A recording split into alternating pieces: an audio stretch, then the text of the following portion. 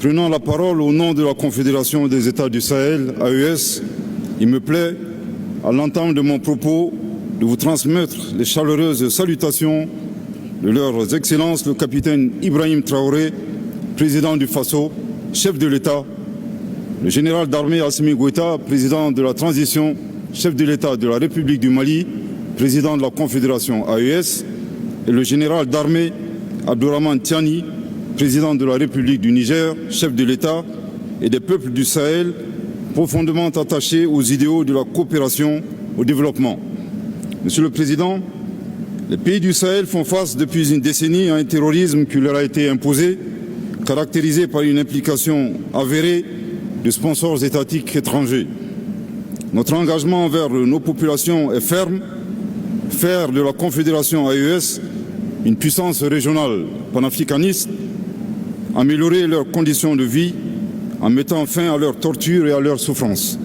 Ainsi, sous le leadership de nos chefs d'État, les forces de défense et de sécurité de nos 3 pays combattent courageusement et sans relâche ces forces criminelles et obscurantistes et nous sommes certains de triompher. Cependant, dans l'immédiat, nos efforts de sécurisation mobilisent nos budgets nationaux. En effet, une grande partie de nos ressources est consacrée à la lutte contre le terrorisme sous toutes ses formes. Cette logique s'impose toute seule au regard de la manifestation du terrorisme qui entrave l'atteinte des objectifs de développement durable et surtout de la nécessité d'assurer l'existence de nos États. Sous le leadership des pères fondateurs de l'AES, soucieux de promouvoir un développement endogène et souverain, plusieurs actions ont été entreprises, notamment la création d'une banque confédérale d'investissement et de développement avec une dotation initiale de 500 milliards de francs CFA, soit environ 1 milliard de dollars. En vue de parvenir à un financement efficace, la Confédération AES, d'une part, préconise des investissements qui tiennent compte des priorités nationales et dans le respect de la souveraineté des États. D'autre part, est favorable à une coopération internationale, notamment sud-sud, dans les domaines de la technologie, de l'innovation, de la science, de la transformation agricole, de l'industrialisation, de la transition énergétique, etc.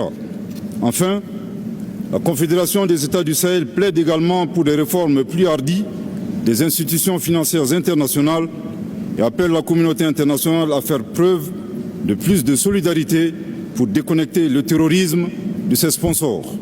Pour terminer, je voudrais au nom de la Confédération AES insister sur le fait que dans un monde de plus en plus tumultueux et dominé par des menaces multiformes à la paix et à la sécurité internationale, le financement du développement nécessitera un changement de paradigme en intégrant la dimension sécuritaire dans nos programmes de développement, étant entendu qu'il doit reposer sur des préalables. La promotion de la paix et de la sécurité internationale dans le respect des souverainetés nationales et en considération des aspirations profondes de nos populations. Je vous remercie de votre très aimable attention. Voilà, c'était là le discours à la tribune de la conférence du Premier ministre chef du gouvernement.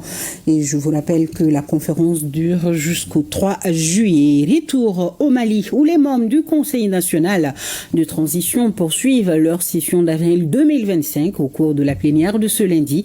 2 projets de loi adoptés et 1 rejeté. Il s'agit du projet de loi portant création de l'Office national des anciens combattants, militaires et retraités victimes de guerre du Mali et celui portant statut des commissaires de